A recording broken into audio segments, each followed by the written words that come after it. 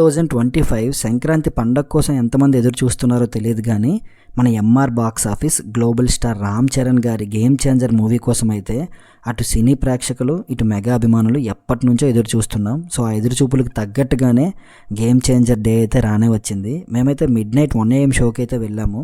So ఇన్ని రోజుల ఎదురు చూపులకి చరణ్ అన్న ఎంట్రన్స్ అయితే మాత్రం చాలా అద్భుతంగా అనిపించింది.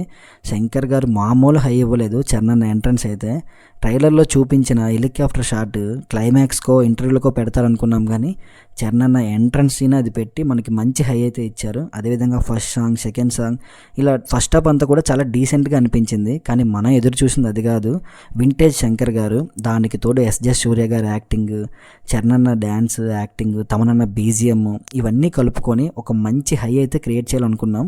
దానికి తగ్గట్టుగానే ఫస్ట్ హాఫ్ అయితే మాత్రం చాలా బాగుంది, నీట్గా క్లీన్గా అయ్యింది. కానీ మనం కోరుకునేది వింటేజ్ శంకర్ గారు కావాలనుకున్నాం కదా, అది మూవీలో కనిపించిందా అంటే లేదండి. ఫస్ట్ హాఫ్ బాగుంది, సెకండ్ హాఫ్ బాగుంది, సాంగ్స్, బీజిఎం అన్నీ ఓకే. కానీ ఇదివరకు చూసిన స్క్రిప్ట్, చూసిన స్క్రీన్ ప్లే అనిపించింది, అంటే కొత్తగా అనిపించలేదు. ఇప్పుడు చరణ్ అన్న కూడా RRRతో పాన్ ఇండియా స్టార్ అయ్యారు. సో దానికి తగ్గట్టు కంబ్యాక్ మూవీ అంటే మాత్రం కాదు. శంకర్ గారి కంబ్యాక్ మూవీ అయితే మాత్రం కాదు, కానీ పండగకు ఒక మంచి సినిమా అయితే మాత్రం డెఫినెట్గా చూస్తారు. సో గేమ్ చేంజర్ నాకు ఎలా అనిపించింది, మీకు ఎలా అనిపించిందో చూసిన వాళ్ళైతే కామెంట్లో చెప్పండి. జై హింద్.